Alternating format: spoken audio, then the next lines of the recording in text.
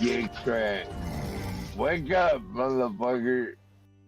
Yo, what's up? So I came back just before close. We got about 17, 18 minutes before the close. Okay, so I took out my shorts. I turned them into longs into the end of the market session. All right, so let me give you the charts right now.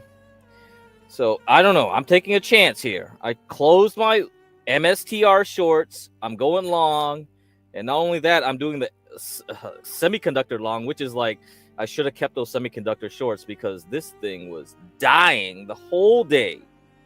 And then just like about maybe, I guess about an hour, right? Probably an hour ago. Yeah, I decided like, hey, it's almost close to like, yeah, let me put this chart up for you. It almost hit 209 for the SOXX ETF. So I said, all right, I'll go long.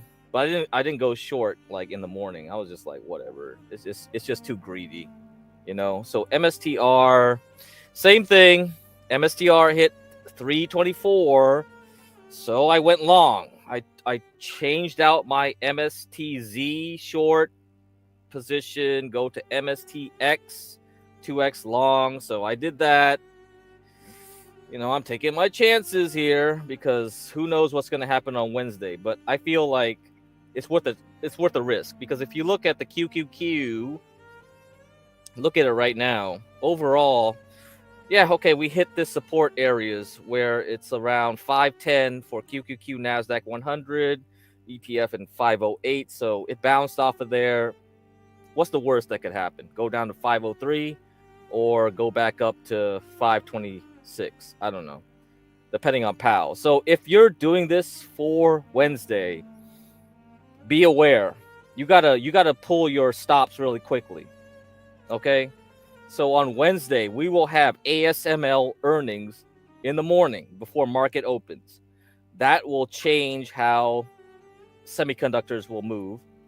But because semiconductors have already been beaten up right now, I'm like, well, how bad can ASML earnings be that will push this thing lower? I'm just going to take the chance where like ASML is not going to mess us up. Go long here with SOXL, okay? And try that ETF. So we're going to go for that ETF.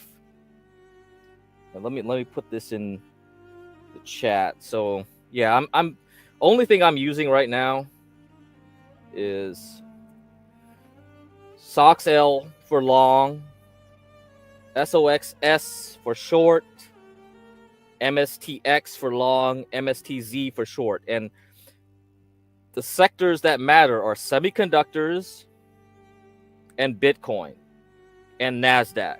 So those are the three levels that we're going for. So that's why these ETFs are very useful.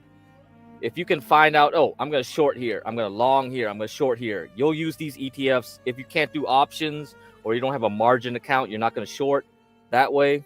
These ETFs are very useful for that. And I'm a lazy guy.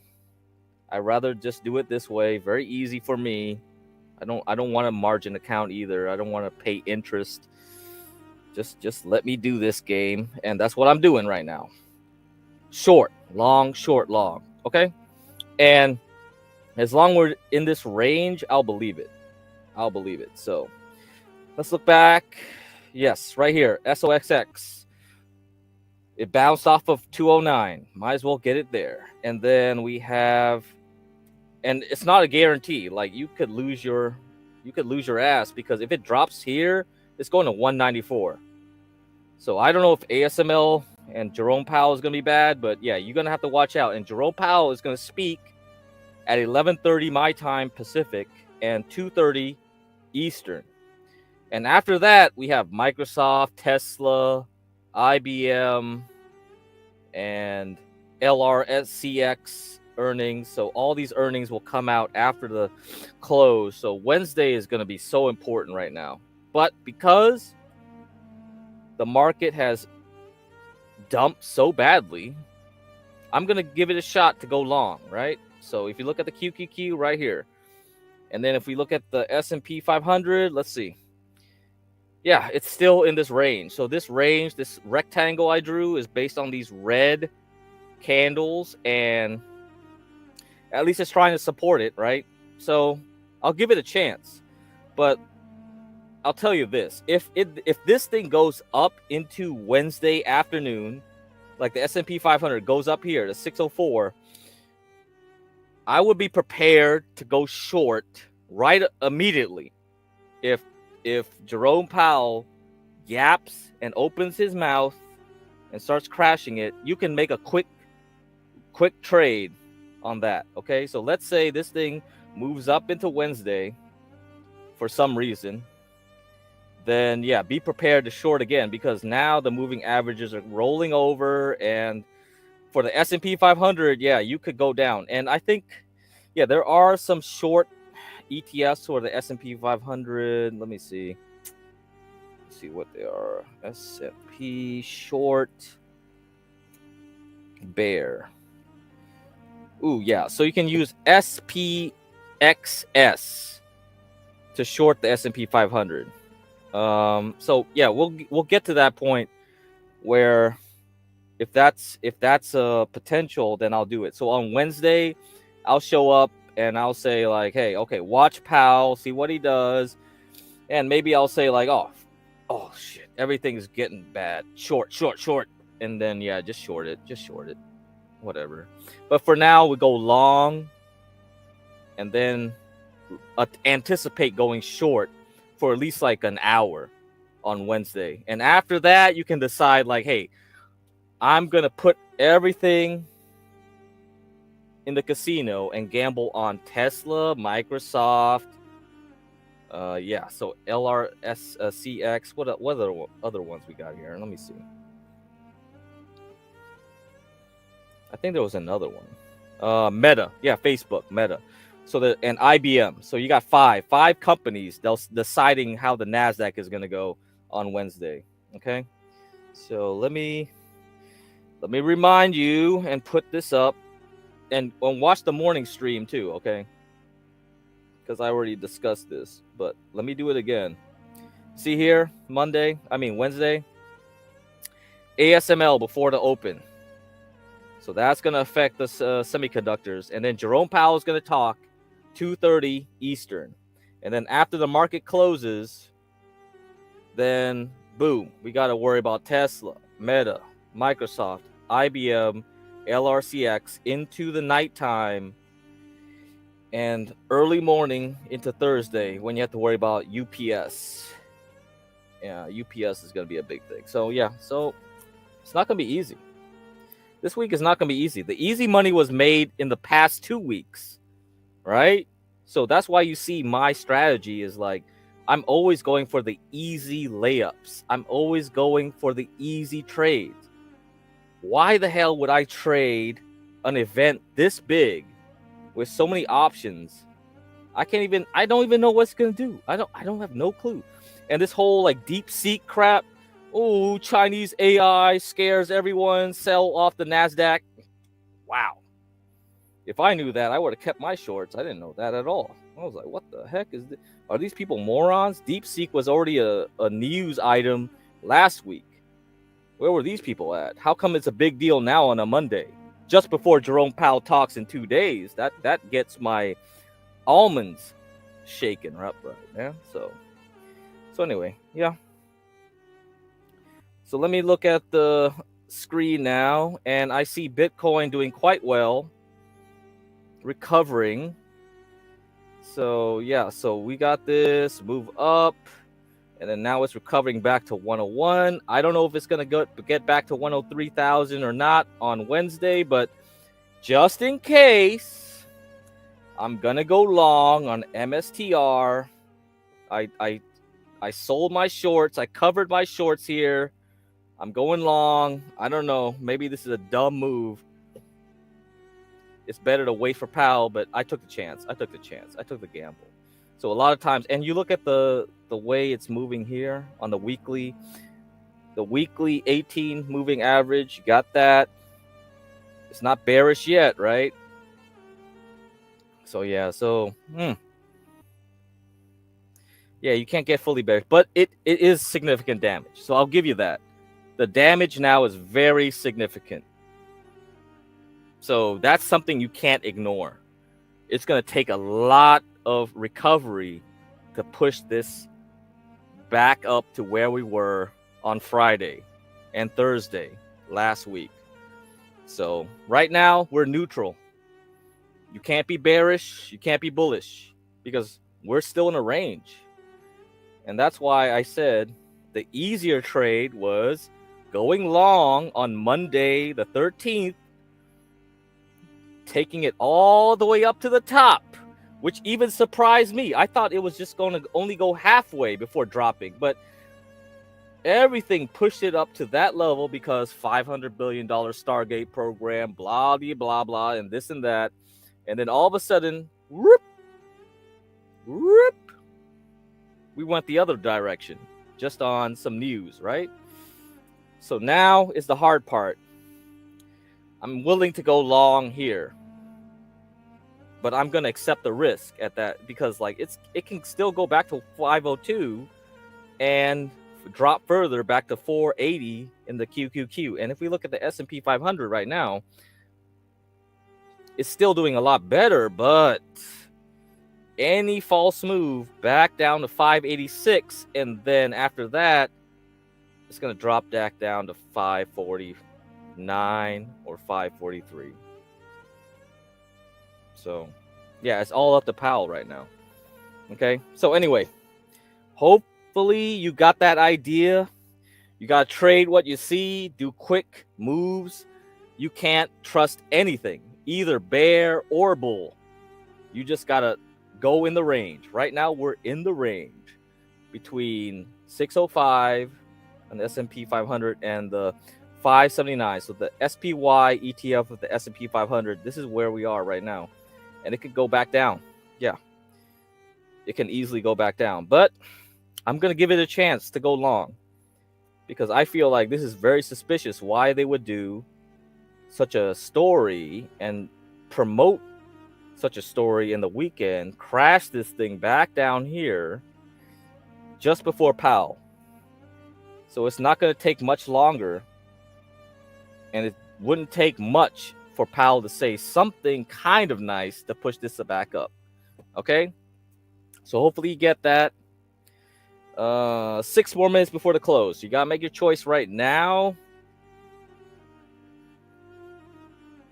So let me see what we got here on Bitcoin. Actually, another thing is, oh yeah, it's doing quite well since I bought it. All right, yeah, Bitcoin's doing good. So the other thing was natural gas. One more thing. You know, I was thinking about trying to get another short in, but so far the market has been pulling it down pretty good. So yeah, I think I would wait to short this again. So I did 2 shorts, right? One on Monday the 13th here, and then another one on Thursday the 16th there. And then we got this red rectangle, and it tried to pump back up, and I guess I should have shorted it on Thursday, but I was just like, I didn't feel like it. I had other fish to fry. And now it's down here. So if you use KOLD is the short ETF for natural gas. So I did this move here and another move there or whatever, and I think I did this move. 2 moves, 1 move, 2 moves. And now we had this other move from 30 to 36. Yeah, the thing about natural gas is it's so volatile that unless you get a good position, you don't want to get into it when you're like not in a good spot. Because here, if I short it here, I don't think it's good. I rather short it when natural gas gets back at $3.90 something cents a million British thermal units. So if I get that, then it's good. Okay, so we're gonna have to wait for that to happen, and then yeah, I'll recommend going into cold and all that, but otherwise no. So 4 more minutes until market closes.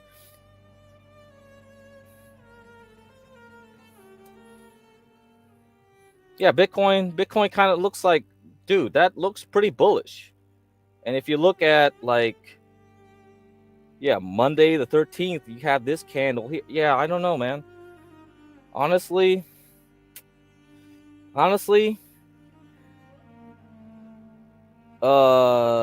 yeah. So, because I use the ETFs, I have to use the cold and boil, and then like, yeah, I'm not using any margin account. I'm not shorting. Yeah, and I'm not using futures. I'm so lazy. I don't do none of that. So that's how I do it. But the problem with boil and cold is you can't trade it overnight, right? I mean, Robinhood did allow you to trade cold and boil overnight, but I think they stopped it. So at some point, people didn't need to know futures. They could just trade using Robinhood accounts, cold and boil. So KOLD and BO. I don't know. Maybe I'm mistaken, but I don't see it anymore. So yeah, maybe you can use Interactive Brokers. Interactive Brokers has a ton of stocks and ETFs you can trade overnight. So you could synthetically do a futures trade using that. So I don't know. Maybe I got to get an Interactive Brokers account and see what they offer. So yeah. Yeah, I don't know nothing about that AI stuff. Nothing. I'm probably like, yeah, I don't know about the AI coins. Yeah, I don't know. I heard it was a scam, like a lot of them, but I think I think, okay, if we were gonna do that, Abiola, you gotta wait until April, because I think Bitcoin is going to go under pretty soon, like probably in February, or we go sideways. Maybe it's okay because we're going sideways, but I can't tell if Bitcoin wants to go sideways or wants to completely drop right now, because for sure, I know Bitcoin is not going to continue going up until April is done. We got to get through tax season, and we got to get to May at that point. So, and also I think by February, the NASDAQ, the S&P 500, something is going to spook it. So after most of the earnings is finished from the big tech companies, mid-February into March and April, it's going to go down. That's what I'm expecting. I don't know what is going to happen. Yeah. You got to use Interactive Brokers has a ton of stocks. They let you do over like 24-hour trading, CKJ3. So I know Robinhood, but yeah, Interactive Brokers is a big competitor. So they added a ton of stocks that you can trade overnight. So if you had cold and boil, yeah, most of these people don't need to learn about futures. They can just trade that. Yeah, they can just trade that. So yeah. YBTC. Yeah, I don't know about that. Let's see. What's YBTC? Is that an ETF that tracks BTC or something? Oh, okay. Yeah. I get you. Yeah. It's a covered call strategy. Yeah, BTC. Yeah. I just use the MSTR, So if I want to short Bitcoin, or NASDAQ. So MSTR like combines NASDAQ with Bitcoin together, right? So when today you see Bitcoin and NASDAQ going down together, big up, right? So you just use MSTZ to short, and then you use MSTX to long. So that's what I use. That's it. Yeah. So apart from that, and it's pretty easy so far. I just go up and down. So yeah, it's a no-brainer. Yeah, it's way easier to trade than like natural gas anyway.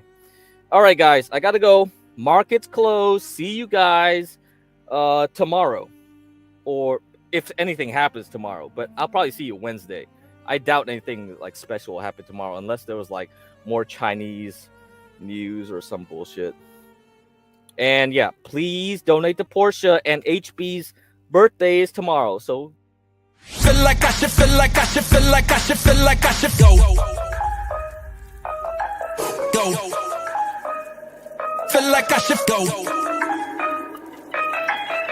like I should go. Feel like I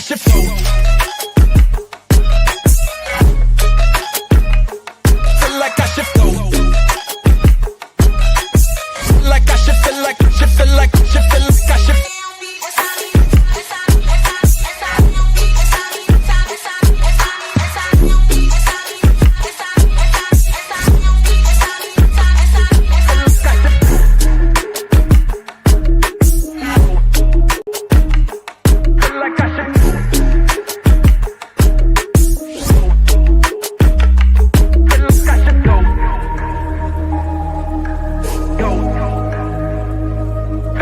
should go.